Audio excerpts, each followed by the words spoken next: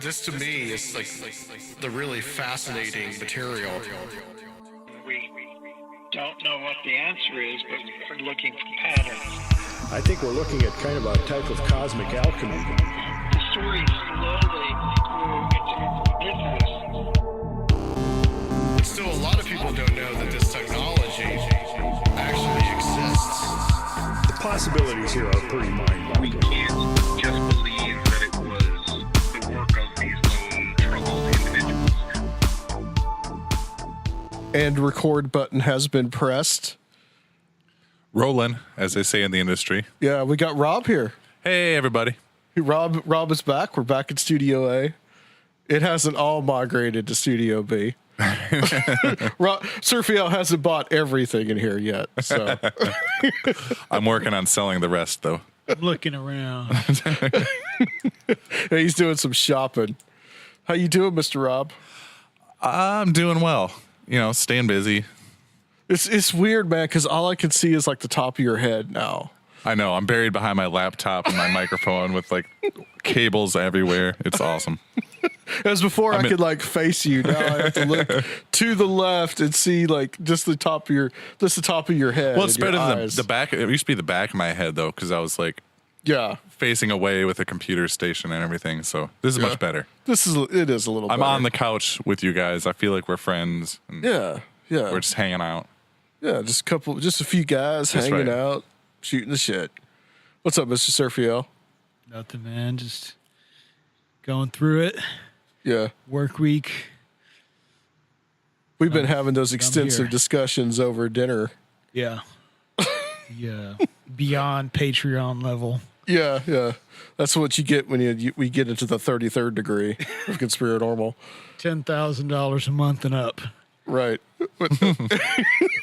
When everybody start recording your dinner conversations. Hey, I've done that before, man. I'll do it. We have the guest on the line, and I think that this guest needs no introduction. We have Jenny Ashford, and we are going to talk about her book, The Faceless Villain, Part 2. Welcome back, Jenny, to Conspirinormal. Hey, Jenny. Well, thank you for having me back. I always like doing this show. Awesome. Yeah, we really love you guys' podcast. We consider you guys kind of like a sister brother podcast, kind of. So and this is like what, 4th or 5th time you've been on the show now? Yeah, I think it's a lot. Yeah, it is. Yeah, I've been on here a lot of times. I think I've beat Soraya the amount of times that I've had you guys on now. Yeah. Yeah, you might have, actually, now that I'm thinking about it. Well, it's going to be a little different with this show because last time we talked about the first book of this series, The Faceless Villain.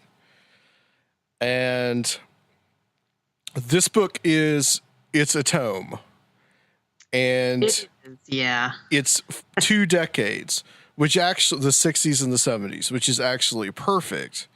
Because as I was reading it, I was thinking, there's no way I'm going to be able to get through this entire book. So my idea has been tonight we are going to do about the 60s. And then later on, a few shows down the road, we're going to come back and hit the 70s. Yeah, that'll be good. That'll be good. Yeah, I figured that would be a good way. And we may have to, for part 3, like, what's it going to cover primarily in years? Because I know there's going to be a part 3. Yeah, that'll be 1980 to 1999. Okay. Part 3 will be. Yeah. Are you going to hit the 21st century? I may do that sometime down the line. I'm also kind of considering maybe doing a trilogy, maybe a year or 2 in the future about mysterious disappearances rather than unsolved murders. But we'll see how that goes. That's one that I'm kind of like considering also, but we'll see. Yeah, there is kind of an element of that in some of these cases because some of them start out as people just mysteriously disappearing. Yeah, and there are a few disappearances. Yeah, there are a few disappearances in here. I usually put a disappearance in if it was famous enough that, and to the point where people would know that it was probably a murder. or also if it was related to some other crimes, like in a particular series. And even if they never found the body, they're thinking, well, all the other people in this series they found dead, and this person just disappeared. But so I would include the disappearances then, but I don't know. I think a series just about disappearances might be interesting too, but we'll see. I'm thinking about. That's one of the things I'm thinking about for a project in a year or two. Excellent. Yeah. We'll be definitely looking forward to that for sure. Yeah. Just for people that haven't heard this before, or maybe haven't heard the first part, what was your criteria for these cases? Most of the time, I was trying to compile the cases that were unsolved and also that had some kind of mysterious element to them, particularly crimes that were just random. So I tended to steer clear of, murders that they were like, well, we're pretty sure who did it, but we couldn't prove it. Or maybe it was a family member, or maybe it was just like a mob hit, or maybe it was just a robbery gone wrong or something like that. It's like a few of the cases in there do have that aspect, but most of the ones that I wanted to compile in the book were ones that had like weird details, or where the murder was just like completely random. There was like no reason for it really.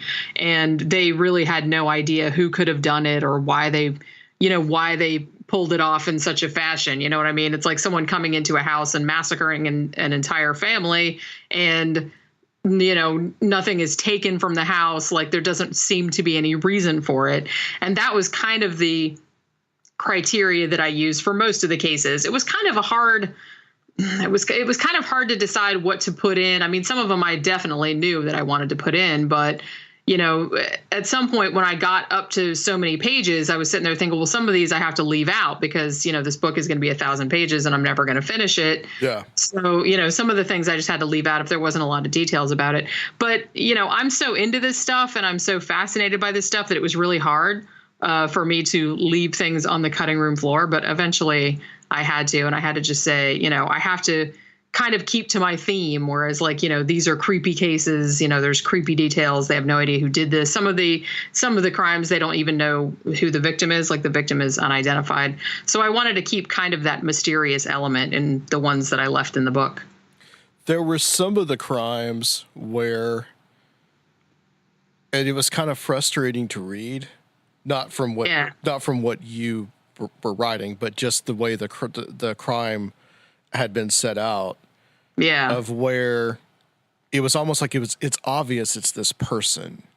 Yeah. Like there was one case in point where you had like, I can't remember, I think it was another one of the Iowa cases. Yeah. There were a lot. Yeah, there's a lot of Iowa going on. I don't know what's up with that. But we'll get to that. But the one that got to me was like this girl that was found dead in a hotel room, and the hotel room had been registered to this guy, but the police said they didn't have enough evidence. Yeah. Like, that's your evidence. Yeah. And it's like, I can see where they're coming from, because they're like, even if this goes to trial, we don't have enough evidence. They're not going to be able to prove it. Like a good defense attorney will get them off, and it doesn't seem worth the time or the money. Yeah. So I can see things from that point of view too, but it is very frustrating from a researching point of view, because you're sitting there going, well, obviously, it was probably that person. I mean, maybe it wasn't, it not necessarily, but, in all likelihood, it was probably that person. But as I said, they only have limited resources, and they're like, look, if we don't have a slam dunk case, if we don't have, forensic evidence, we don't have this, that, and the other thing, then they're not going to pursue it, because they're like, they're just going to get off, and it's just going to be a waste of time, and everyone's going to be frustrated. So, I can see how that goes. And I kind of get that. It's one of the things that I worried about when I was first thinking about doing this series, that I was like, well, by their very nature, unsolved murders, they're all unsolved. So, every single story that's in this is going to have an unsatisfying ending, because they never caught the person that did it, and they still don't know. Otherwise it wouldn't be in the book. So that was one thing that I was kind of afraid of, that people would be reading it and be like, well, and then what? And I'm like, well, nobody knows. That's kind of the whole point of it. Right. And you had originally included the East Area Rapist material in the book, didn't you? I had that out of my notes, yeah. But then while I was working on it, before I got to the section that he was going to be in, they actually did catch him allegedly. I know he hasn't been convicted yet, but the DNA evidence came up against Joseph D'Angelo. So I was like, well, it's like I don't really want to leave it all in there just because. For a long time, he was like, oh, he's the original Night Stalker. I mean, we even did a podcast about him before he was caught. Yeah. And that was actually one of our most popular shows. And everybody had, we had theories about where he was, and other people came on and had theories about it. And then finally they caught the guy. And then I was like, well, I guess he can't be in the book anymore, because now they know who he is. And like the mystery is kind of gone, which I know that's kind of a messed up thing to say, but they did finally catch him. And it was the same thing with the show we just did on 13 o'clock about the NorCal rapist. People had been asking us to do that topic for a really long time. Because, I mean, he did a whole bunch of rapes. Well, they only know of like 10 to 12, but I'm sure there were more that started in like 1991. And then for a long time, he was just like this phantom or this boogeyman, and they didn't know who he was. So we had all these requests like, you do the NorCal rapist, do the NorCal rapist. And we hadn't got around to it. And then like last week, I think it was September 24th, they arrested him. Like they found him through DNA, just like they did the Golden State Killer. So we're like, well, now we have to. Was it from like Family Research also, like the Ancestry.com that caught the other guy? Yes, it was. It was through the GED Match website. They had some DNA from one of the crime scenes where the victim had actually gotten loose from her bonds and stabbed him in the arm with a pair of scissors. And there were some blood stains in her apartment that belonged to him. And they uploaded the DNA to the GED Match site, just like they did the Golden State Killer. And there was a relative. They haven't specified which relative it was, but they eventually worked their way back to him. So I'm presuming it was something of a distant relative, but they did find him. So I've got an unopened Ancestry.com kit at home that my sister got me for my birthday last year, but I want to snitch on any of my relatives who might have done something. So I'm like, I don't know, man. If one of my relatives was the NorCal rapist, yeah, I think that's different. That's but yeah. So feel weird. I think we're gonna see more of that happening. Yeah, they're trying to catch the Zodiac like that too. Yeah, that's going to be interesting. That's going to be the next thing. We just did a show about the Zodiac a couple weeks ago, and I was just kind of like, wouldn't that be a bitch if they actually caught him in our lifetime? That would be something. I don't know. I think that guy looks like. But we all know who it is. Oh yeah, Ted Cruz. I think the Zodiac's dead, but maybe I think he probably is too. Yeah. Of course, my conspiracy theory is that it's two guys, but that's neither here nor there. It very well may be. Yeah.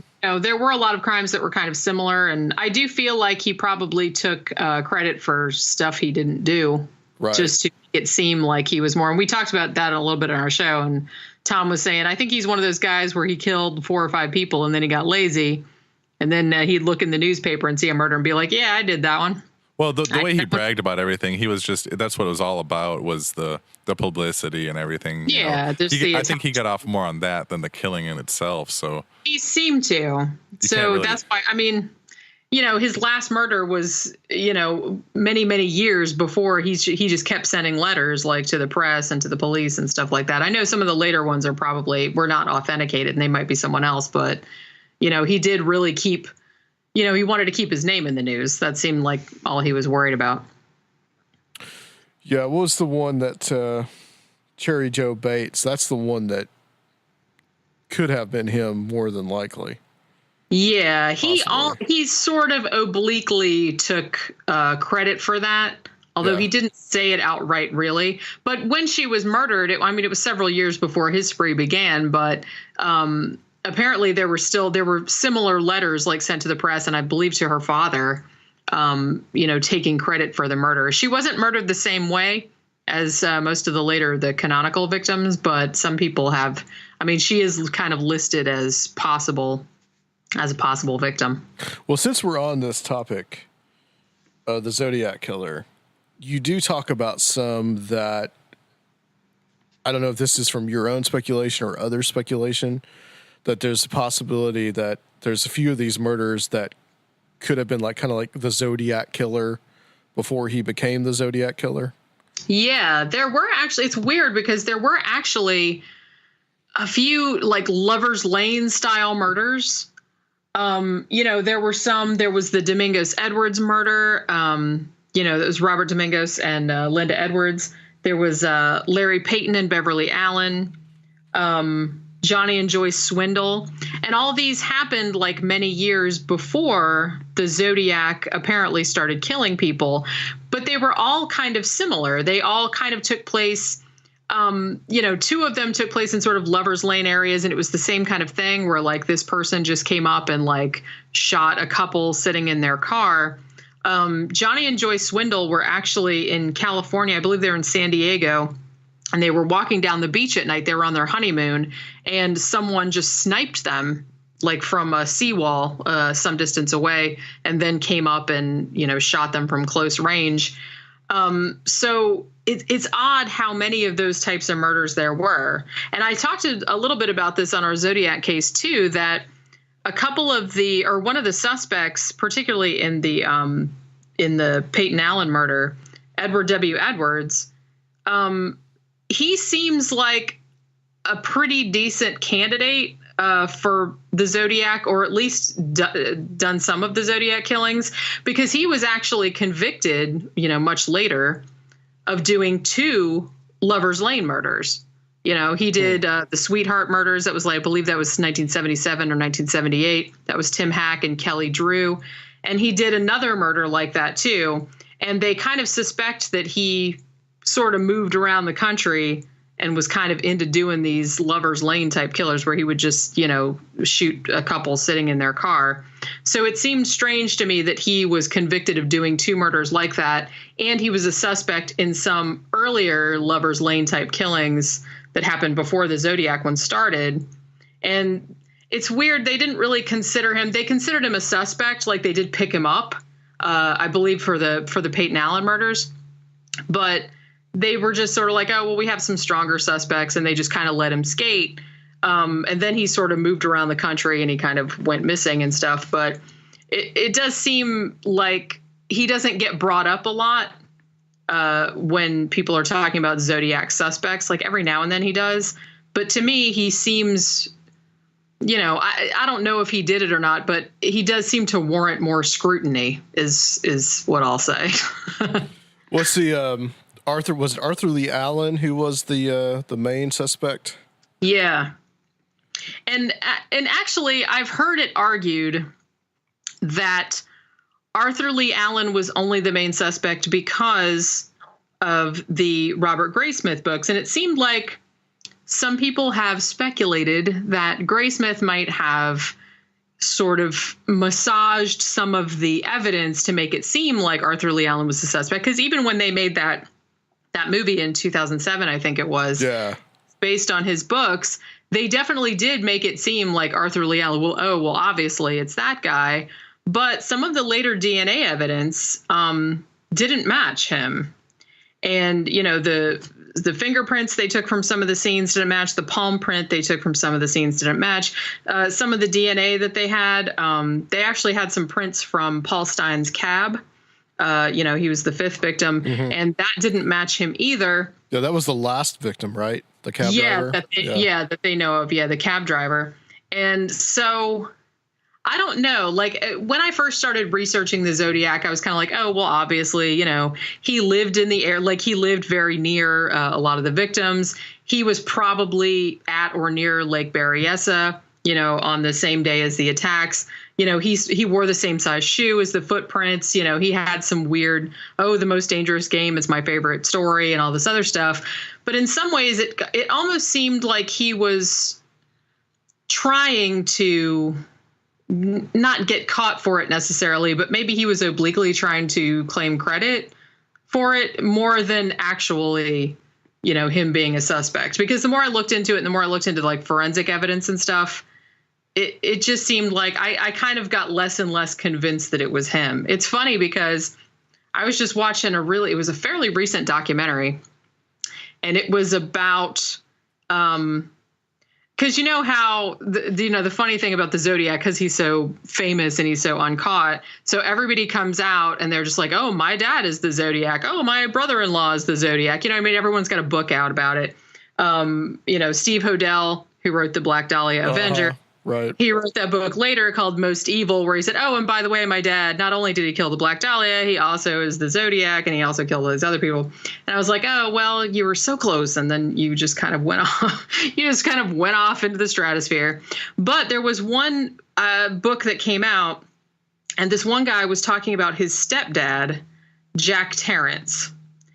And I kind of looked into that a little bit, and that sounds kind of legit.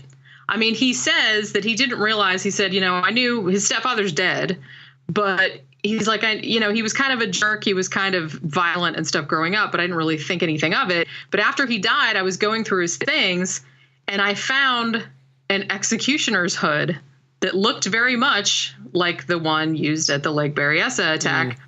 And so he's like, so I started looking more into it.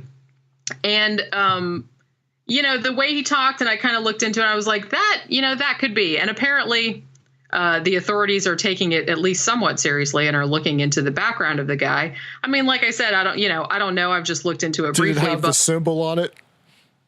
I don't know if it did or not. It looked like it did, like in the shot that I saw, but I don't know if that was a reconstruction. Huh. So I'm kind of like, well, that sounds like I said, it had to be somebody. So it could have been somebody's stepdad. Sure. So, I'm kind of skeptical just because so many people have come. I think there was even a woman that came out several years ago and said that her dad was the Zodiac Killer too. So, anytime somebody comes out and says one of their relatives is the Zodiac, I'm naturally skeptical. But this guy sounded like he had a little bit more on the ball. So I don't know. We'll see how that goes. But the more I looked into it, the more I was convinced that it probably was not Arthur Lee Allen. And I know is that a controversial thing to say? I'm not really sure, but I'm less convinced that it's him now than I used to be. Yeah. It's definitely interesting. That's why I kind of go back to that. It might've been at least two people. Because maybe Arthur Lee Allen did some of them and maybe somebody else did another, like these guys were just freaks and they were just into hunting people, it's just these freakos just find each other somehow, Yeah. I mean, it does happen. It's rare, but every now and then you do get this kind of synergy with these people and they come together and hey, let's go out and kill people and we'll be a team, a killing team. Yeah. And so it's perfectly legitimate. It totally could happen. Let's get into some of these cases. Okay.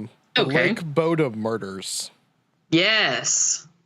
This is probably one of the more famous ones in the book. I think this is one of the ones that I had actually heard of a lot and kind of turns up in a lot of YouTube videos and stuff like that, as a lot of mass murders do. But this actually happened in 1960 in Finland.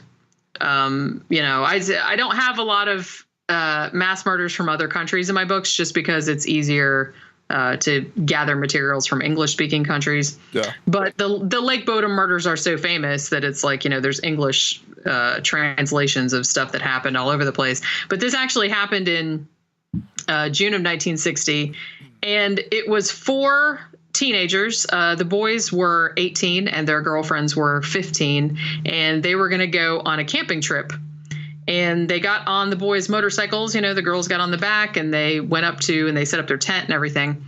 Now, at some point overnight, no one's entirely sure what happened, but someone unknown approached the campsite and cut the ropes on the tent, and the canvas fell in on them. And then they proceeded to beat and stab everyone to death, except the one guy, Nils Gustafsson. He actually lived. He was wounded in the attack. He was hit with a blunt object on the back of the head, and I believe he also had his jaw broken from being kicked. But he actually lived. So this was such a strange case because 3 of them are dead. Nils Gustafsson is still alive, but he says, I don't remember what happened. I just remember waking up and seeing like some figure over me. And they hypnotized him. They did all this other stuff and he couldn't remember anything. So, there were a few weird things, like Nils's girlfriend at the time, whose name was Maila. She was actually the worst. She had the worst injuries. She'd been stabbed like way more than any of the others, and she was found without her shirt and stuff. They also found the motorcycles, weirdly, were still at the campsite, but the keys were gone. So, and actually they never did find the keys. So the only other weird thing was that when they found Nils, he was wounded and he was barefoot, like laying on top of the tent. And then they found his bloody shoes, like under a hedge, like about 500 yards from the campsite. So they thought that was a little odd. And so they look into the crime and they're kind of trying to determine who are some people in the area that, have violent criminal tendencies or whatever. So there was a few suspects. They had a guy named Pentti Soininen, and he kind of lived in the area and was kind of, violently criminal. And he apparently confessed to it, but they don't know if that was legit or not because he kind of had some mental problems. He ended up committing suicide about 9 years later. And then there was this other guy, and, his name's Hans Assmann, poor guy, which maybe not poor guy, because maybe he's a murderer. But he came up in volume 1 of The Faceless Villain because he was also a suspect in the murder of Kailiki Sari, who was riding her bicycle home from like a church function or something like that. And she disappeared, and then they found her dead later on. She was 17. So apparently this guy, this Assmann guy, was acting kind of weird, like on the morning of the Lake Bodom murders. Like he showed up in some hospital and some people said he gave them a fake name and he was like covered in blood and stuff. And he was acting really weird. But he was also kind of crazy. He had like all these weird stories about, I used to be in the SS and I was a guard at Auschwitz. And then I got captured by the Soviets and now I'm a spy for the KGB and all this other stuff. And no one knows how true any of that is. So he was also a suspect. There was also a guy named Carl Gillstrom, and he actually had a store in a nearby town. And apparently all his friends, and I guess this is kind of a funny thing to know about a guy, but he apparently really, really hated campers, and he was always talking about how much he hated them. And so some people thought, well, maybe he hated them enough to kill a bunch of them. So, so he was kind of looked into too. And apparently his neighbors said he got drunk one night and said that he had committed the crime. So, and he said, I dropped them all, I took the evidence and I dropped it down a well on my property and then I had it like cemented over. So, but, like I said, they don't know how legitimate that is either. But apparently that guy was like, later on, they kind of searched his land and everything and they didn't find anything. But then he actually committed suicide also, and he committed suicide by jumping into Lake Bodom and drowning himself. So I thought that was a little strange because that was where, the crime had occurred. So then it's like nothing happens on the case. And then this kind of like, this wigged me out. Nothing happens on the case until 2004. And at this point, the authorities say, okay, well, we've taken the shoes that we found, that were Nils Gustafsson's shoes, and they were found at the scene, like underneath a hedge, and they had blood on them. And at the time in 1960, they couldn't determine whose blood it was. But apparently they did tests on the shoes, and they were like, okay, well, the blood came from the 3 other victims, but not from Nils. So maybe Nils was the killer. And then they kind of concocted this whole story where, okay, well, him and his friend Seppo Boisman, the other guy, like they maybe got into a fight because of jealousy, or maybe they were all drinking or something. And then they got into a fist fight and then it escalated. And then he just went nuts and killed everybody. So they were kind of like operating on that assumption. And they also pointed out, they're like, oh, well, it was Nils's girlfriend who was the worst wounded. Like, she was stabbed the most times. She was the only one that was left half naked. So a crime of passion kind of thing. Right. Yeah. Like, so they said that seems like overkill. So maybe he was the one that did it. So he actually ended up going to trial in 2005. Didn't they say that he also inflicted harm on himself to make it look? Yeah, which would have had to have been the case, because he had a fairly bad injury to the back of his head, which to me seems difficult to do. I mean, it seems like if you're going to kill a bunch of people and then be like, okay, well, I better hurt myself so it looks like somebody else did it, you'd think you'd do something a little more easy to do, I guess. I don't know. But at any rate, they ended up acquitting him. And actually, he got a pretty large settlement because he'd been in jail for a long time, because I guess it was the remand time was like longer than usual. And he'd been sitting in prison, like waiting for trial, like longer than usual.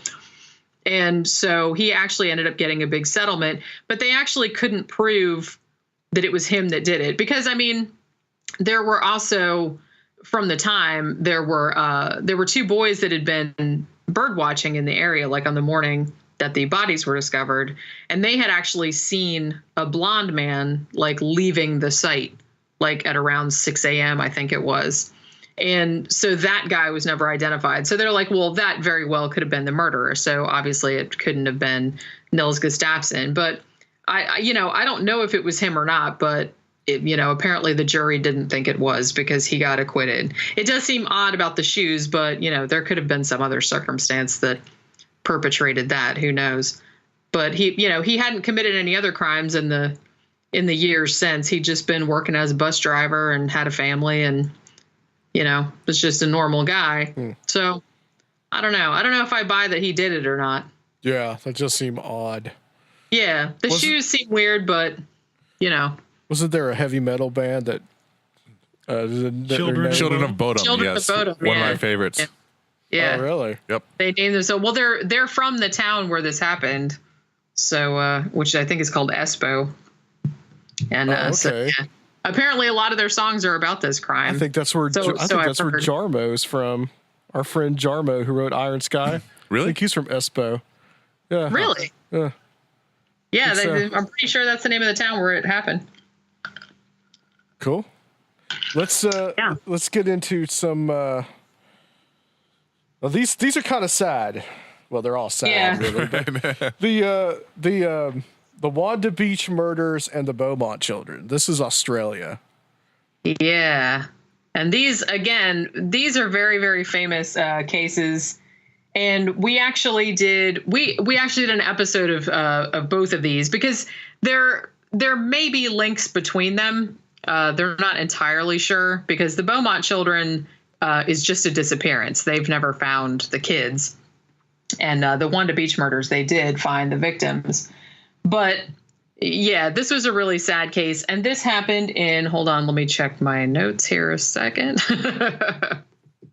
I think 65 was Wanda Beach. Yeah, I gotta scroll through to my notes, because I wrote down the page numbers of all the stuff you want to talk about, because you know what I mean. Yeah, 1965.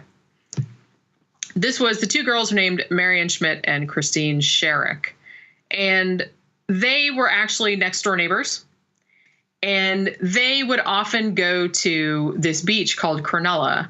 And it took a while to get there by train, but I guess back in those days, that was like the easiest beach to get to by train, because the train was right by their house.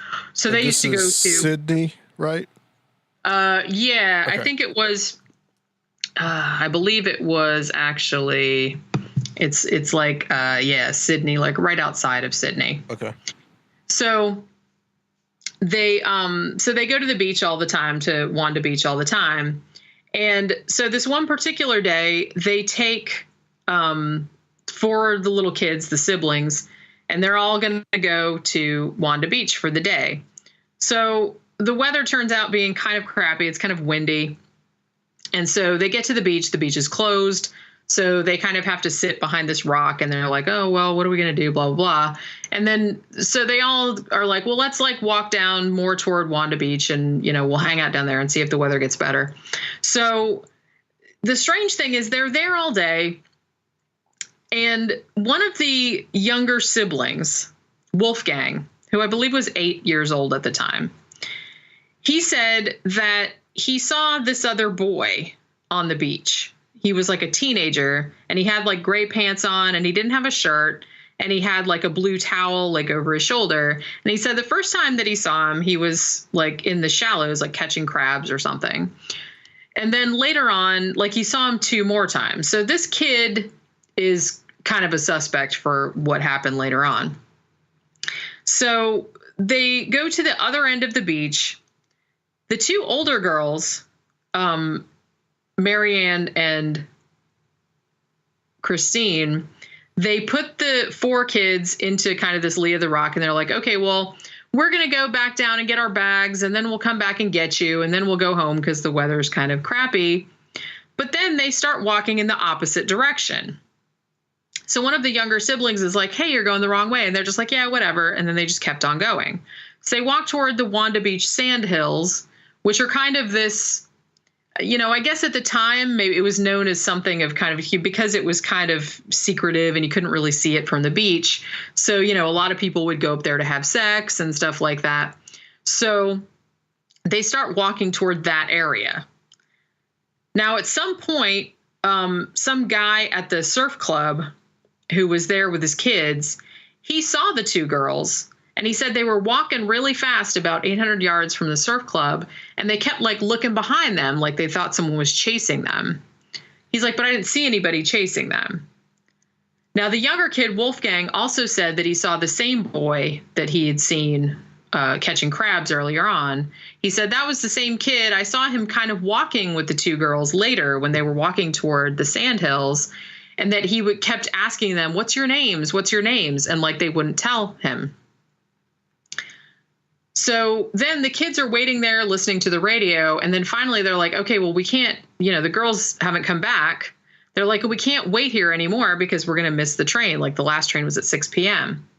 So finally, the 4 little kids were like, okay, well, we have to go get our bag. We have to take the train home. So they took the train all the way home. And they told, I believe it was Christine's or Marianne's grandmother that the girls hadn't come back. So they were reported missing. And then the following day, someone was walking along the beach and found both girls dead. Now, they were kind of partially buried in the sand. He only kind of saw one hand sticking out and thought it was like a mannequin, that's something that comes up a lot in a lot of these crimes. It's like, I thought it was a mannequin. It's never a mannequin. It was always a dead body. Yeah. Yeah. Which, if you ever see anything on the side of the road and you think it's a mannequin, it's a dead body. It pretty much always is. But that's the same thing. So they dug the 2 bodies out.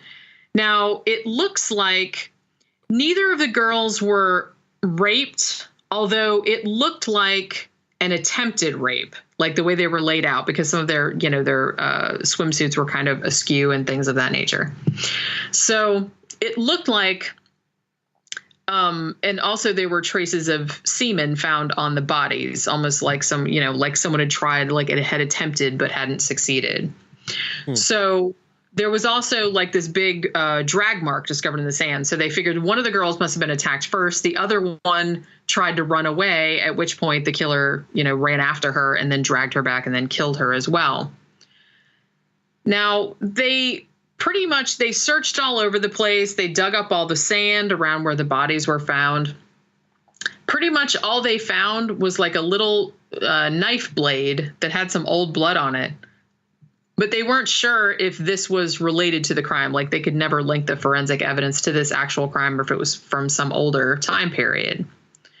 Another thing they found when they were doing an autopsy on the 2 girls was that one of the girls, Christine, that she actually had a higher blood alcohol level. It wasn't really high, but it was just kind of like equivalent to a beer.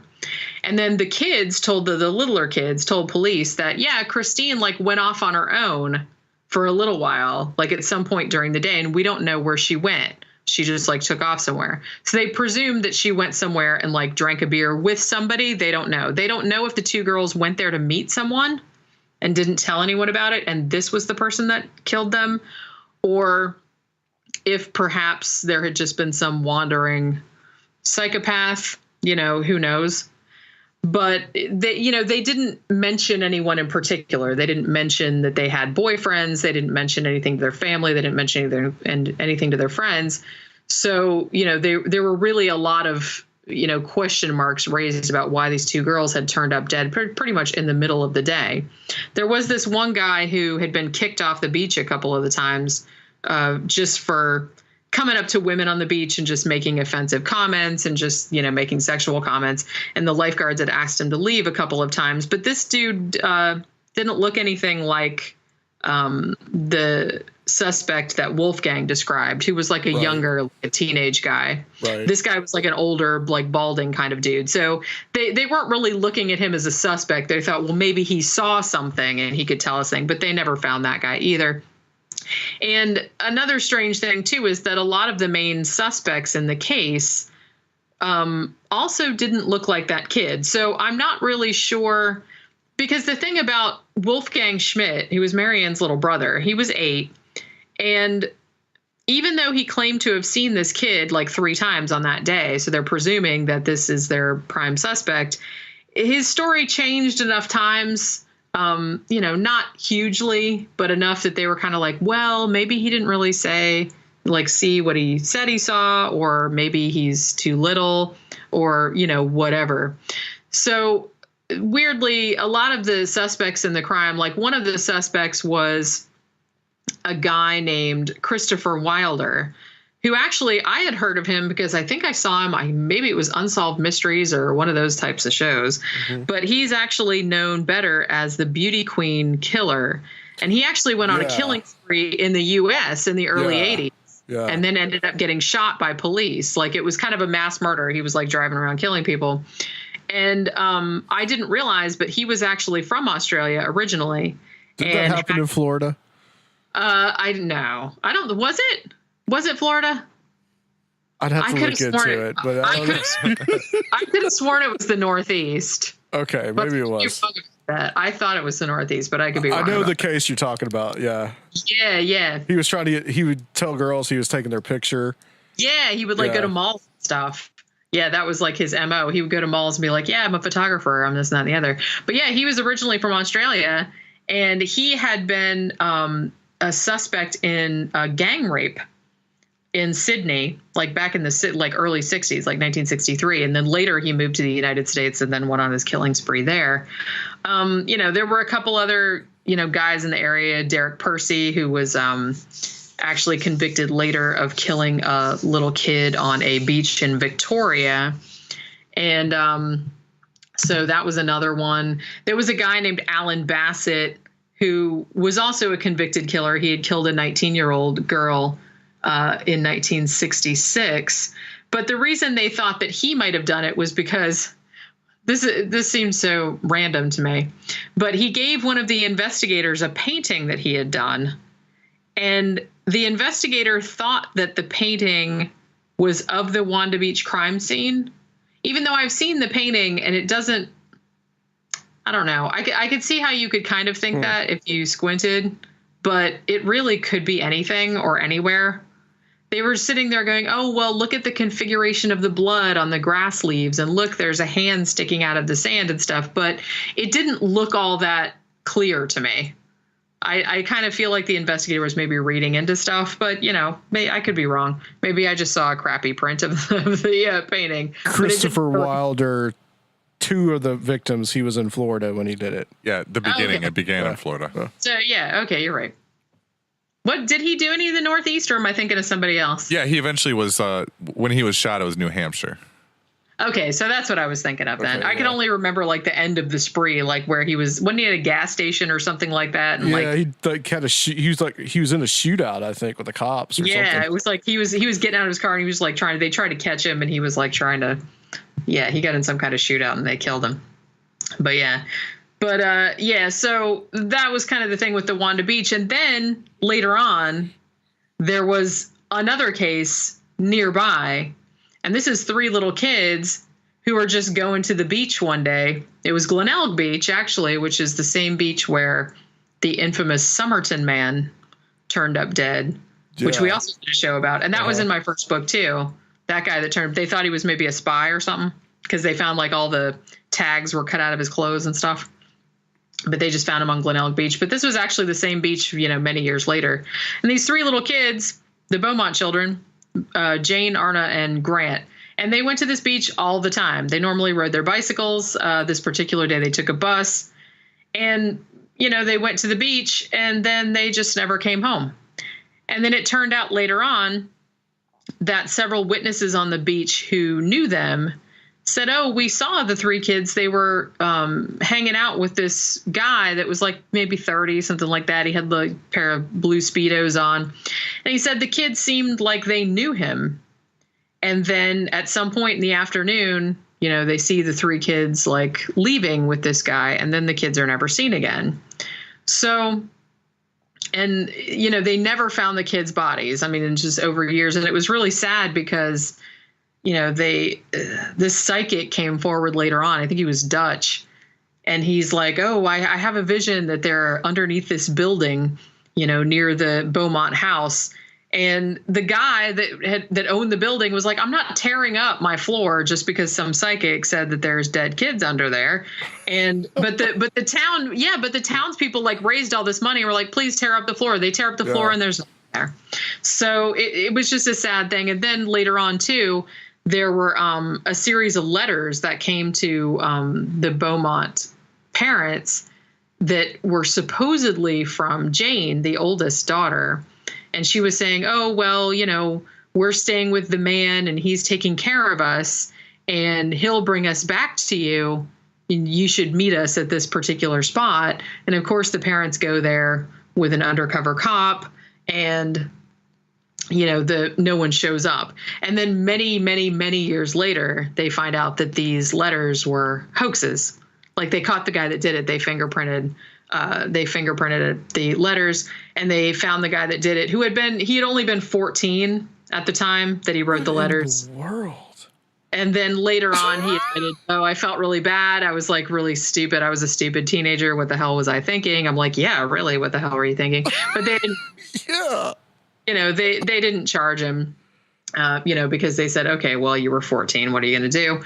But, there were some, I believe Derek Percy, who was a child killer, he was also a suspect in the Beaumont children disappearance. Also, Bevan Spencer von Einem, who was convicted of one of the murders in South Australia known as the family murders, where he would he would kidnap young men and do quote unquote experiments on them. It's pretty horrible. We did a show about that too. I'm just like, I didn't put a lot of those in the book because most of those were solved, right. or they're pretty sure that it was him, but he actually had like a loose contingent of dudes helping him. And they would do like horrible things to these kids, like these teenage boys that they kidnapped. They would like cut off their arms and like cut open their chests and like put the arms in there, like in their chest, like cut their heads off and rope them to the torso. And it's just like, it was a horrifying show. That was one of the most unpleasant episodes we ever did, I think. Ugh. But he was also a suspect in the Beaumont children disappearance. There was also a disappearance that happened a bit later of Joanne Ratcliffe and Kirsty Gordon, which they called the Adelaide Oval case. That was also a disappearance. 2 girls were just at a Australian rules football match with their families. The 2 kids didn't know each other, but they were just sitting by each other. And the older girl took the younger girl to the bathroom, and then they never came back. And someone saw them leaving the stadium with a guy and said they looked distressed. And those 2 girls have also never been found.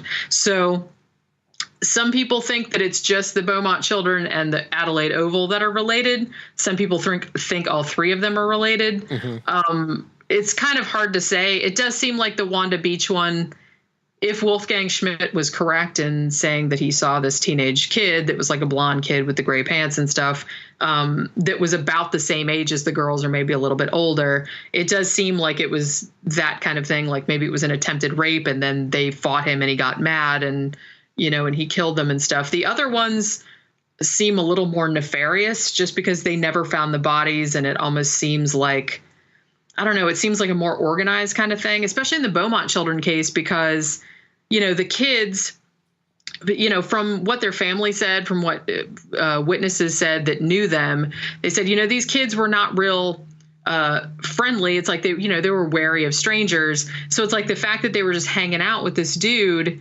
like he was their best bud, that kind of made them think that maybe this guy had been around them before and had like gained their trust, maybe over a few visits to the beach, because they went to the beach a lot.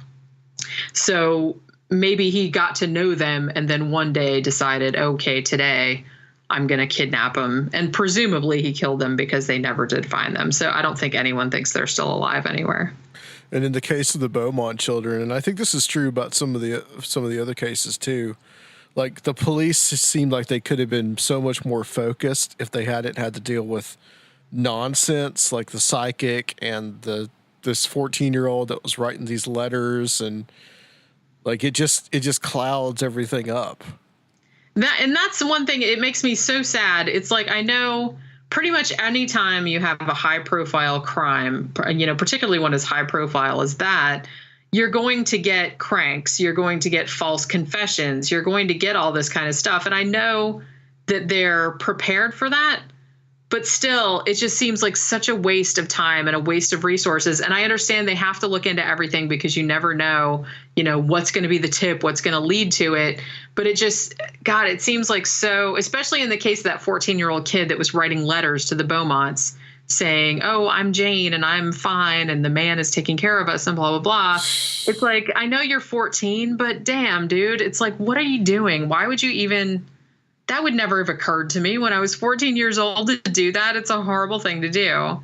And, I'm sure he's grown out of it by now, but it's just, you're just wasting so much time. You're wasting so much police time that they could have. And giving people false hope. That too. Yeah. And it's just like, that's so sad. And it's like, so every time I hear that they did something, because a psychic said to, or we had to call a psychic, I'm like, please don't do that. It never helps. And it just seems like it's a huge waste of everyone's time and energy. And like you said, it gets people's hopes up, and it's never a good thing. I feel like. Let's talk about the icebox murders. Yeah. We'll get some more, get some more like brutal grimace faces from Rob and Serpiolo here. Death metal. This was super weird. This was a super weird case. So apparently this old lady and this old man, this happens in Houston, Texas, obviously. So Fred and Edwina Rogers, and they live in this house in Montrose in Houston. And I believe it was their nephew, and he had been trying to call them for a few days and, hadn't been getting any answer. So he thought that was kind of strange. So he called the police and he's like, could you please go and check on them? So the police go in the house, and at first they don't see anything. They go in the house and they're like, well, everything looks pretty copacetic. They're like, they thought it was a little weird that there was like some kind of food left out on the table, like they hadn't cleared the dishes or something. And they're like, yeah, it's a little weird, but not too crazy. But they didn't see anything else. They didn't see any blood or anything. They open the fridge and they see fresh cuts of meat like on the shelves. But again, they don't think much of anything. They don't think much of that either, because they're like, well, it is Texas. Maybe they butchered a hog or whatever. So they're going Texas. To close. Yeah, they're just like, oh, well, it's meat, or maybe they killed a deer or something. It's not the first thing you'd think of. So then the cop is just about to close the fridge door, and then he glances down at the crisper drawer on the bottom and sees two little severed heads peeking out at him. And these are obviously Fred and Edwina Rogers. And they've been, yeah, there they are. They've been messed up pretty bad. I mean, obviously, because the meat, obviously, up on the shelves is also them. I don't mean to laugh. It's just, it's kind of a nervous reaction. You have to laugh. It's just like horrifying. To me, it's like, I kind of laugh too. And I've gotten yelled at a couple times, like not too many times, like on the podcast, is be like, oh, it's not funny. I'm like, I know it's not funny. It's not, but it's rough, all I can imagine it's so horrifying that it's like, what are you going to do? You know what I mean? What are you going to do? It's just like, it's so absurd too. Like because it's something that normal people are never going to do. They're never going to experience. So I think the absurdity of it is just like, it just causes that reaction. So I don't have any problem with people like laughing at that kind of stuff, because I do too, even though it's horrifying. But the fact that, I mean, the heads, Fred had actually been beaten in the head with a hammer, like their eyes were gouged out. It's like some of their internal organs and stuff they never found. They never found their genitals. Whoever had killed them had tried to cut up little pieces of them, like their organs, and tried to flush them down the toilet. It's like, it was just a horrifying scene. Is there cannibalism involved? Yeah, so what was on the plates on the table? That's what I was going to. So. Yeah, I don't think any of them were eaten. It seems weird to me. He was just saving it for later. Yeah, I guess. Don't want those heads going bad, Why would you keep it? That's what I want to know. It's if you're going to go to all the trouble of cutting the bodies apart, trying to flush some of the pieces down the toilet, cutting them into steaks essentially, and putting them in the fridge, putting the heads in the fridge. Why would you go to all that trouble? It seems like, why don't you just throw them in the trunk and then dump them out in the desert somewhere? I don't understand why you'd go to that much trouble. Like you said, if you weren't going to do something with it, if you weren't going to eat them, and particularly because the main suspect in the crime, and this is one of the ones where it's still technically unsolved, but they're pretty sure that Fred and Edwina were killed by their son, Charles Rogers. They're not positive, but they did find, there wasn't a lot of evidence left in the house, but they did find a little bit of blood that had been cleaned. And then they found a little bit of blood and a little saw, like a keyhole saw that had a little bit of blood on it, in their son's room. Their son was in his 40s, and a lot of their neighbors didn't even know he'd been living there, because apparently he was one of those super intelligent guys. He'd been in the Navy. He was a nuclear physicist. He had worked for Shell Oil. He was a seismologist or something. He spoke 7 languages. So he was one of these super genius types. Now, evidently, he'd had a pretty successful career, but then a few years before, he had seemed to go to have maybe a nervous breakdown or something. And then he quit his job, and then he moved in with his parents and became kind of a hermit.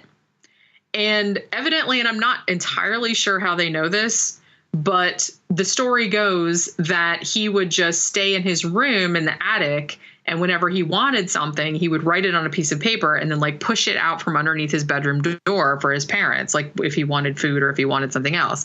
But like I said, the neighbors didn't even know he was living there, because even though he didn't have a job anymore, he would usually leave in the morning, leave the house when it was still dark, and then he wouldn't come back until late in the night. So he was gone all day doing who knows what, and people didn't know he was there.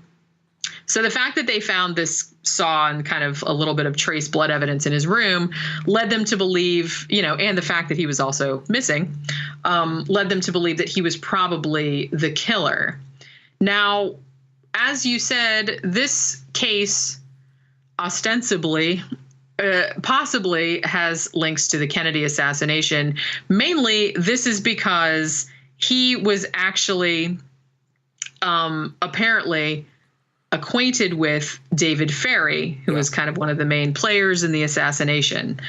Whether this is true or not, I'm not entirely sure, but there is an alleged connection between those two guys. So there is some speculation that he either knew about the assassination plot or that he was actually one of the guys on the grassy knoll. And why he killed his parents was because they found out about it. Again, I'm not entirely sure what would make you cut them up in such a horrific fashion, leave them there. If that was all it was, I mean, you'd think it would be much easier to just, like I said, just from a practical standpoint, I'm a practical person. If you were going to get rid of somebody because they knew too much, hypothetically, you would think you would do it in the least messy way possible, in the way that would be least likely to get you caught. You know what I mean? It's just either poison them and dump them so no one would find them, or just, you don't want to leave blood all over the house. You don't want to spend all this time cutting up the body, because apparently he had, if indeed he did do it, apparently he dismembered them in the tub and then had to wash it all out because they didn't find any blood anywhere else in the house, maybe a little bit in the tub, maybe a little bit in his room. So he had obviously spent a great deal of time on this project, let's call it. So, why would you do that? I don't know. So I'm not sure that I entirely buy the JFK connection, because it just seems, I'm not saying he didn't do it, but I'm not sure that that was his motivation. I think he might have just been a crazy person. So was he actually convicted of that? They never found him. So no, he wasn't. Oh, wow. Yeah, they have no idea where he was. There were a few reported sightings of him. Some people said that he was seen in Canada. Some people said he was seen in other parts of Texas. He was actually also seen in Honduras, allegedly.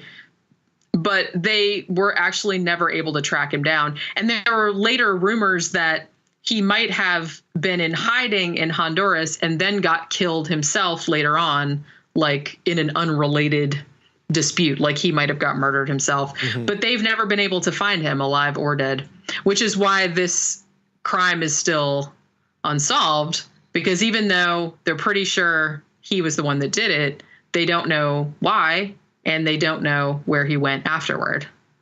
So bizarre. Absolutely. Yeah, but bizarre. I had to include that one because I'm like, even if they're sure that was who it was, it's like that heads in the crisper that has to be in the book. It just has to be. That's like a testament to the truth is stranger than fiction right there. I mean, you can't. Oh, yeah. They do all kinds of horrible stuff in movies and on TV and stuff, but then you hear a story like that and you're like, well, okay, well, wow, what the hell? That actually happened. They actually found this dude's parents' heads in the crisper of all places. Like, if you would put that in a movie, if you would put that in a movie before that really happened, no one would buy it. Exactly. Be like, yeah, right, whatever. They're just like, oh, come on, that's a little over the top. But no, it happened. And I kind of liked, because I was reading a lot of newspaper reports from it, because I try to find, contemporary reports whenever I can.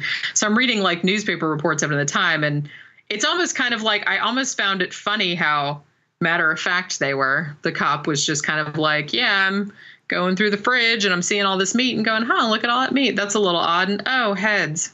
You know what I mean? It was just kind of like this. I'm sure they see horrible shit all the time, but not like wow. that. That's pretty bad. Even for a hardened cop, that has to be, that's going to be one you're going to remember and tell your grandchildren about many years later. I want to ask quick question before we get to another case. In all your research, do you see there being less of these types of, really extreme, brutal serial murders or things like this last case? Do you think does it seem like there's less of that in the more recent decades than the past? It almost does seem like that to me.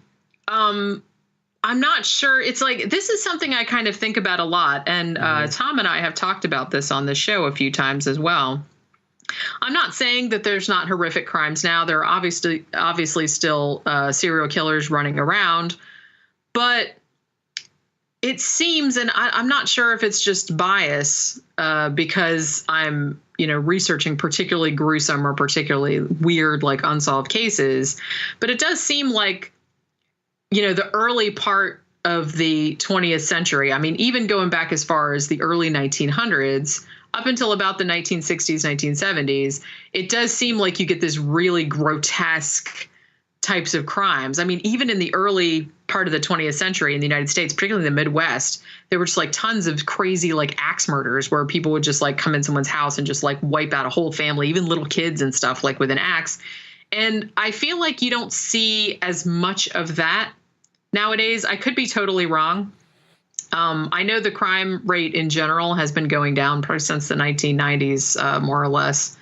But yeah, it really does seem like you don't see as many of these really outrageous, crimes where whole families are wiped out or for no reason, or, people's heads turn up in refrigerators or things like that. You don't see as much of that, I don't think. Like I said, I could be totally wrong. I mean, it could be a bias just because I'm particularly focused on, 20th Century Murders, and I haven't even gotten to volume 3, which goes up to 1999. So we'll see how that goes.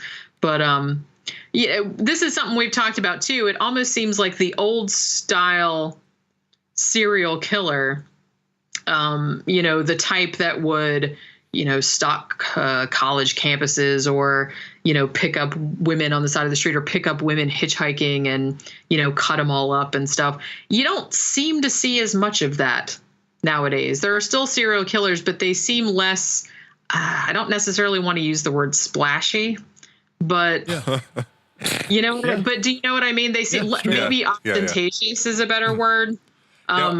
I wonder how much of that has to do with like modern forensics and people's fear that's fear what we of modern speculated forensics before too. when you guys were on before. Yeah, just that they, it's a pretty good chance you'll be caught if you create a big mess like that. Yeah, Jeffrey Dahmer is the last one that I can really think of, and that was over 25 years ago now. Yeah, that they exactly. found all that.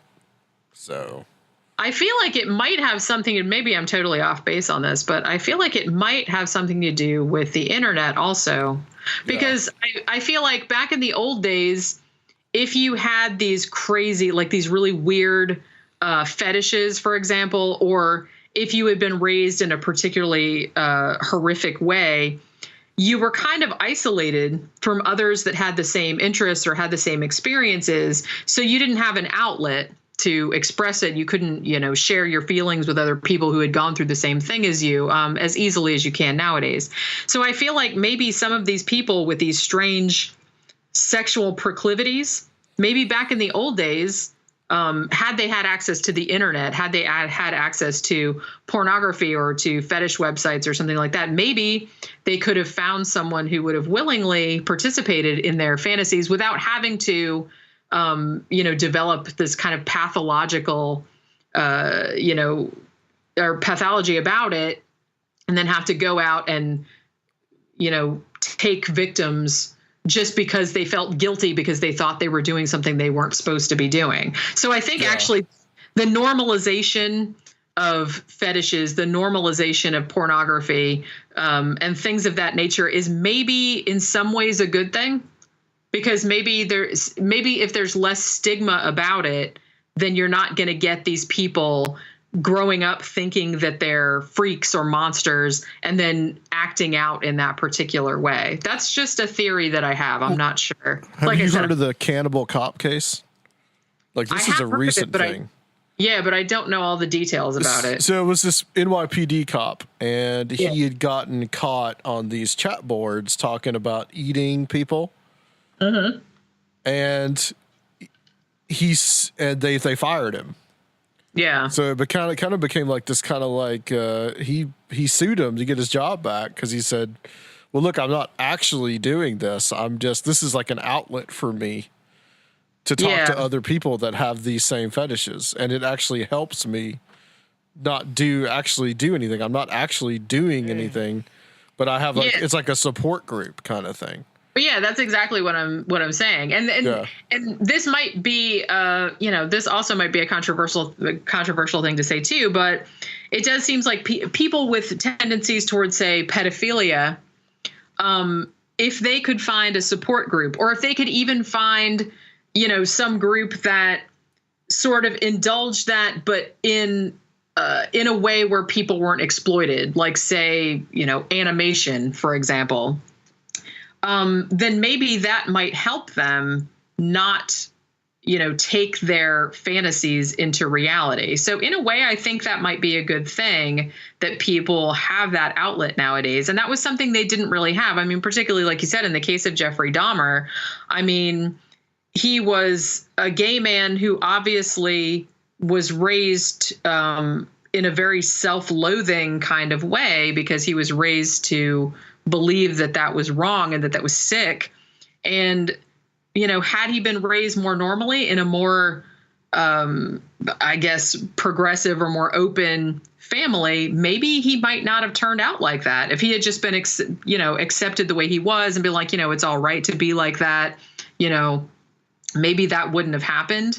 Maybe it would have happened anyway, because I do think some people, are just born that way, and there's not a lot you can do to help them. But I do think that there's a lot of environmental factors as well. I do think most people, even if they have proclivities in that direction, if they are raised in a supportive, way that doesn't make them feel like a monster and maybe helps them out in other ways, that maybe they might not have to express their feelings in that particular way. That's all very interesting. Yeah, that's a. Yeah, this is something we actually talk a lot about this because we do so many true crime shows, and I've done so many cases, and I tell Tom all the time, I'm like, people think. It's funny because you always hear like older people. I say older people. I'm kind of old too, but older people are always kind of like, oh, back in my day, it was so much better. And I'm like, man, I did a chapter about 1952. That wasn't better back then. It was really bad stuff going on back then. I was like, maybe you just didn't hear about it. Right. I think you just heard about it less. Back in the good old days when you could axe murder somebody and get away with it. Yeah, maybe that's what they're implying. Well, we got to talk about this because we are in Nashville, and you've got a couple of Nashville cases in here. Yeah. This one, okay. So this happened. The first one was Wanda June Anderson, and this happened in 1965. And this was in the area of Nashville. I don't know if it's still called that, but it used to be called Music Row. It's still there. Oh, yeah. It's still there? Yep. Okay. Mm-hmm. So there were actually 3 little girls that happened in this series, but Wanda June Anderson was the first one. And this happened in July of 1965. She was 11 years old. And she was actually at her sister and brother-in-law's house. They had just gone out to dinner and gone to a bar. They were just having a night out, and they left her in charge of their kids. And they were only gone for a couple of hours, but they came home about a little past midnight. And they come home, and the door to their apartment is wide open. 2 of their little kids are crying inside, their babies. And so they rush in and they're looking for Wanda June, and they don't see her, but there's like blood on her bed. So they run around all looking for her around the neighborhood. And then they find her out back, like only a few feet behind the apartment building. She's been raped and beaten in the head. And they think it's an iron pipe. There was an iron pipe found near the scene. So they think she was beaten in the head with that. And whoever killed her also took off her pajamas and like partially strangled her with them. So they think what might have happened, the little kids that were in the house, they were either sleeping or they were too little to testify about what had happened. They think that the assailant probably just snuck into the house, either through a window or through an unlocked door or what have you, knocked Wanda June unconscious without waking any of the other kids up, and then dragged her out into the backyard and raped and hit her with the pipe. So, but it's just like, it was weird that the other kids didn't see anything. It was weird that none of the neighbors really saw anything, even though this was happening like right in the backyard of an apartment building. But it was just this crazy, and there were a couple of other cases too that happened around the same area where there was actually one, I can't remember the name of the little girl. I think her name was also Wanda, but she survived the attack, but she was actually dragged out of her window by a guy who then like tried to rape her and stuff. And she just started screaming and struggling. And then finally he just let her go and ran away. There was another crime that took place in the area. I can't remember the little girl's last name, but I think her first name was also Wanda. And she actually survived, but she actually got dragged out of her bedroom window by an assailant who tried to attack her. And she actually started screaming and struggling.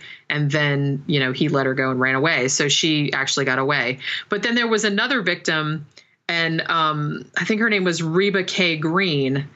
And this one was kind of creepy because she was sleeping in a house with her whole family, like her parents, her siblings. And it was like the middle of the night. Everyone is sleeping. And apparently her older brother gets up and is walking down the hall to the bathroom or whatever. And he looks into Reba K. Green's room, which she shared with her sister. And he thinks he sees like a silhouette, like against the window, like of a man.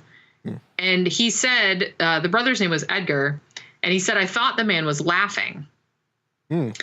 So then the next morning, everybody gets up and they find that Reba K. Green has just been stabbed to death in her bed. And the creepy thing was she was sleeping right next to her twin sister, and her twin sister didn't wake up.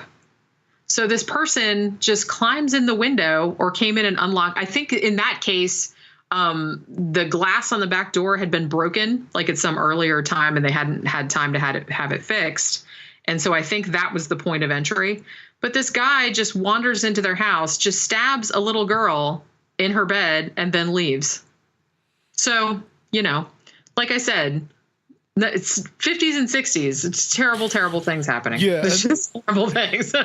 There was another case we were talking about before we started the show. But there's the girl just walking on the street, and she just gets stabbed by a guy, and he just walks off. Yeah, that was super freaky. That was that was the Wendy Wolin case. And she was, let me see if I can find, I have this written down. Yeah, what that page. wasn't in Nashville. That was in that New was Jersey. I believe that was in New Jersey. Yeah. Let me see. It's on page 174. Here we go.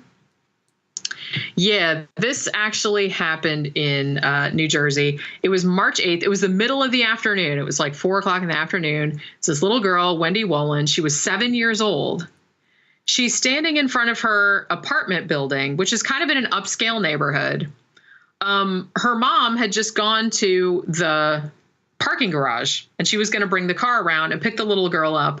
And then they were going to go shopping, and then they were going to pick up Wendy's older sister from school. So the little girl's standing on the sidewalk waiting for her mom, and this guy wearing a green coat and a gray fedora just walks past her and kind of ducks down like to her level. And then she thinks that he punched her in the stomach. So he just keeps on walking. So is kind of like, you know, doubles over in pain. And a bunch of people are like, hey, little girl, are you okay? She's like, that man punched me in the stomach. So they take her to the fire station. So this is a creepy thing. She didn't even know, like, you know, she thought she'd just been punched in the stomach. So they take her to the fire station, which was right there. And then she's like, yeah, this guy just punched me. I don't know what the deal was. And they said she was totally coherent. It's like she gave her name and her age and her address and everything, like, with no problem.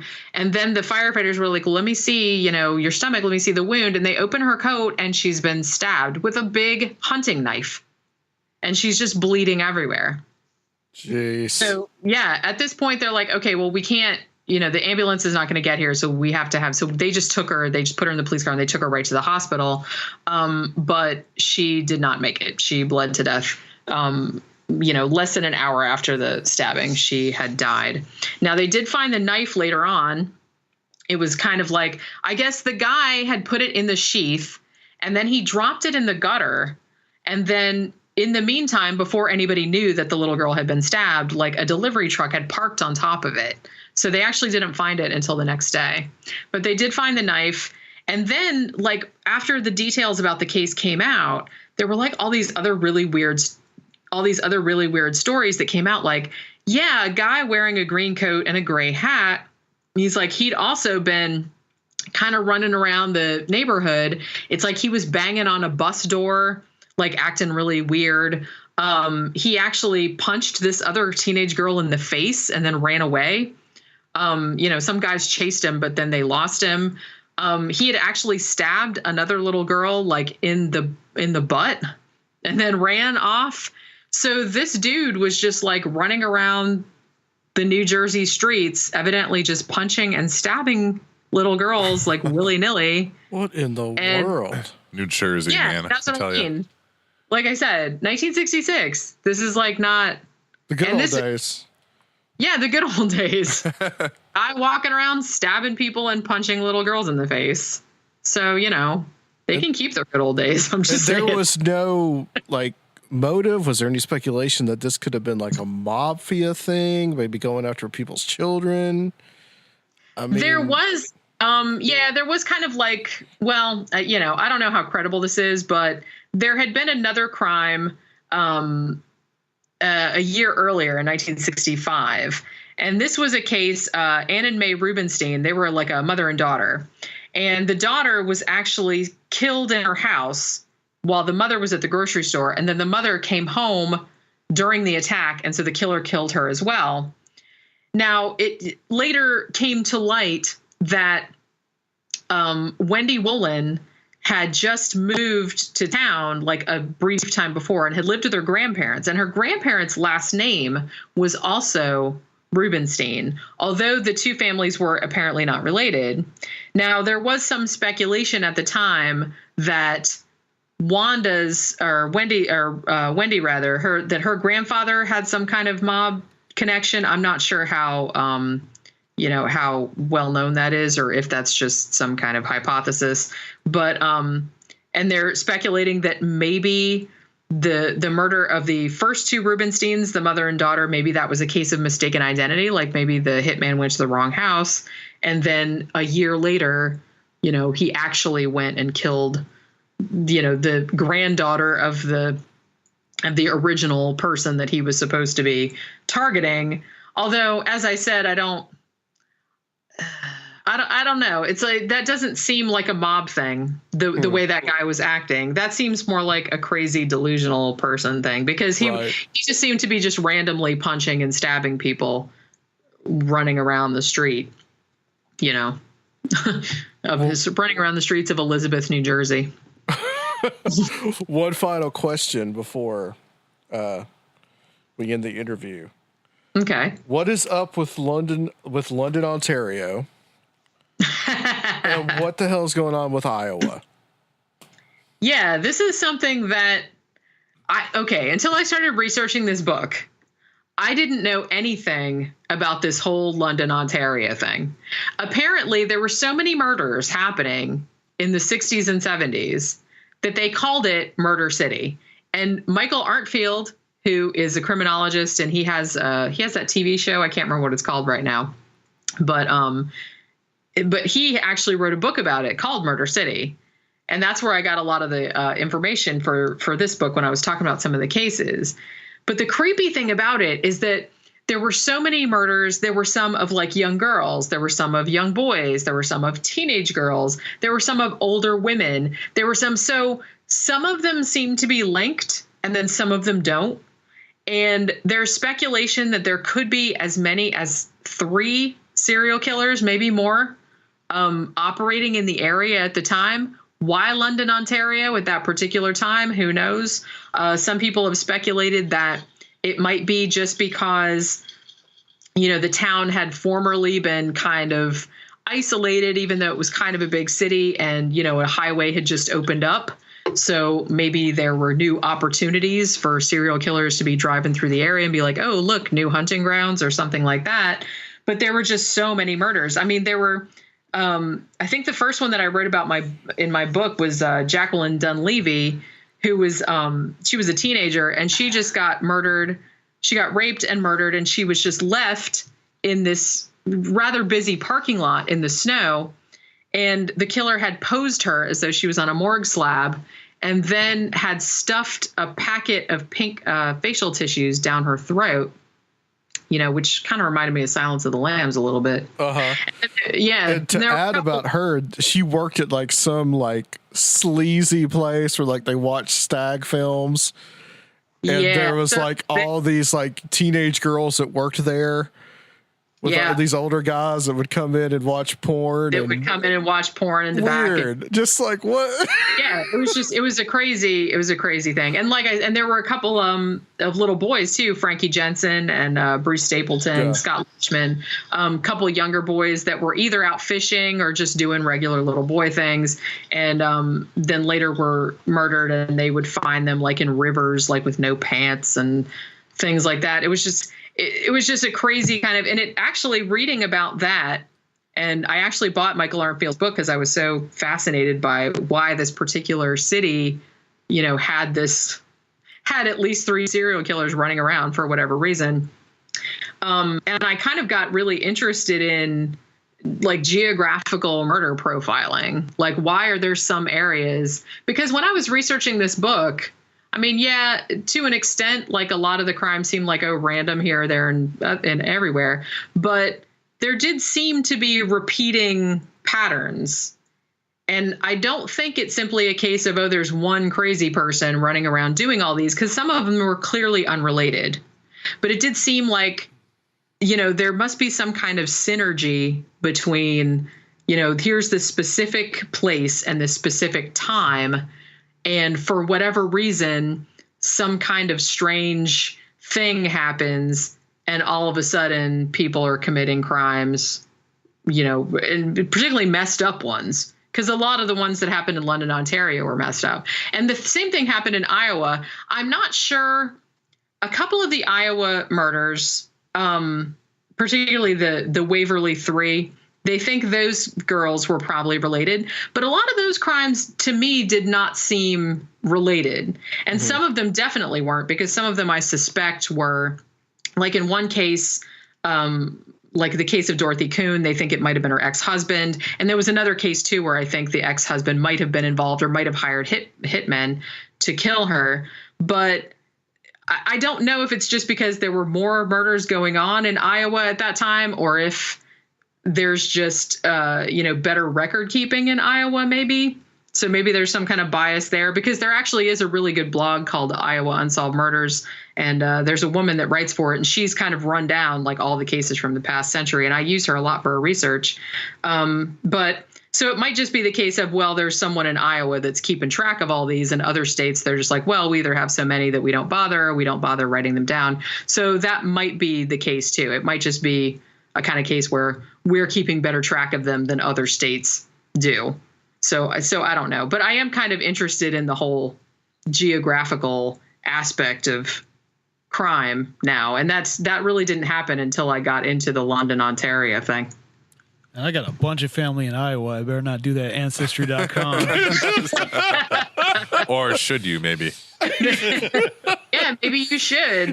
One of them might be the Zodiac. You never know. You might solve like some of Jenny's cases in this book. You know, I know, exactly. And then, you know, be less cases for me to write about, because you'll solve some of them. Well, Jenny, it's been awesome speaking to you about this, and you're going to hang out with us for a little bit. We're going to do a Patreon section with you and Tom, but tell everybody where they can get the book, and also contact you, and tell everybody about your awesome podcast, 13 O'Clock. Okay. The book is available on Amazon.com. It's actually available at the moment in print and ebook format. I am recording the audiobook format at the moment, so that should be out in a few weeks if you'd rather have audiobook. And also you can visit my website, which is just www.jennyashford.com. It's got links to all my books. It's got links to the podcast. It's got links to my graphic design work. It's got pretty much everything that I do on there in one spot.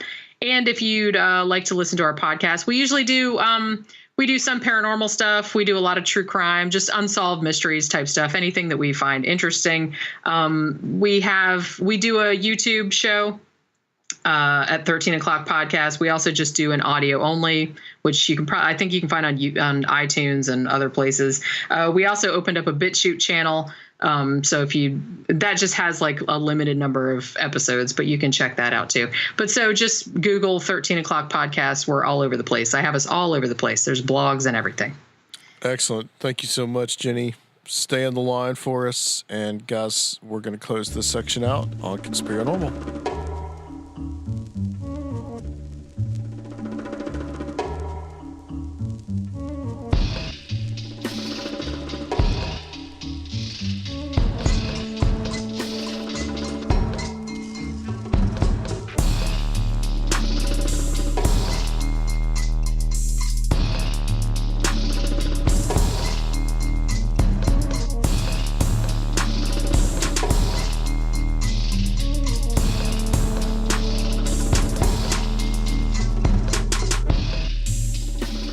Say something, Rob. All right, we're back. Yeah. So, pretty grim topic. Sorry for all the background laughter. It's a nervous reaction, as Adam said earlier. It very much is. I also wanted to reiterate that's murder. that's where It's where humor and laughter comes from, originally as like when we were like barely out of the tree monkey tribal species, like it was a way to convey to the rest of your tribe that this is a horrible thing, but we're all safe from it. Let's laugh. These are horrible, horrible things that have happened to people that really happened. Yeah.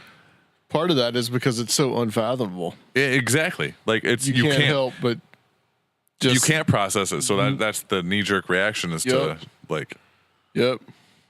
Early on in the podcast, I remember this is back in the Luke days, where Luke was talking about, we were talking about clowns.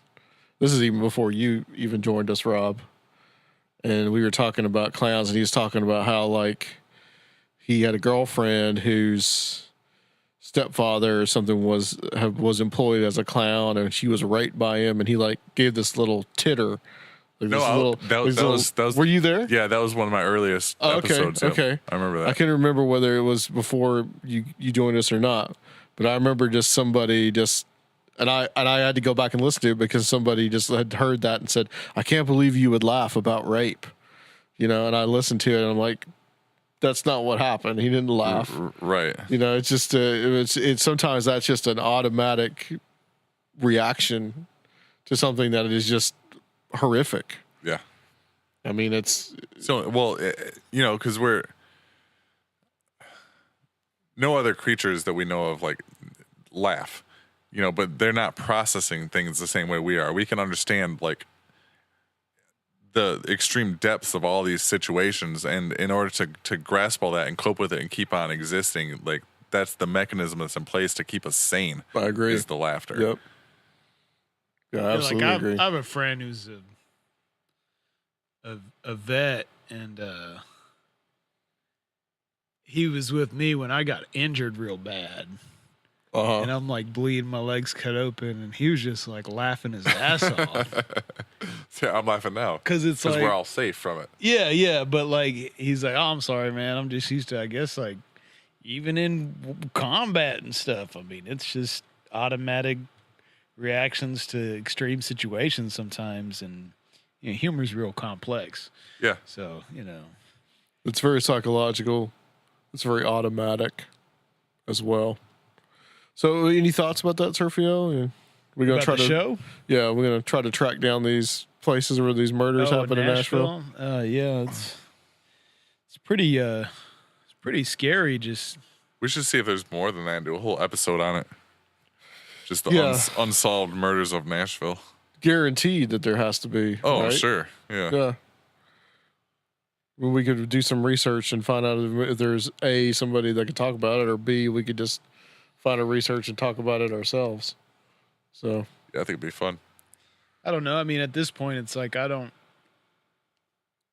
guess I'm so desensitized. Nothing really shocks me as far as the depravity that human beings can engage in. I don't really. Well, dude butchering his parents and putting their heads in the crisper shocked me a little bit. Yeah, like, I never heard a true story quite like that one. That was quite extreme. Yes. Very, very sick people. All right. Well, I think that's where we're going to call it for now. It's a crazy world, folks. Watch your back. It absolutely is. Next time, I'm going to do a round table.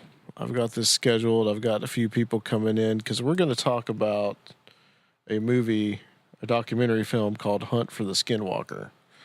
And I was on a little round table with Soraya and Joshua Cutchin. Of course, they will be joining us, and a couple other guys will be joining us too.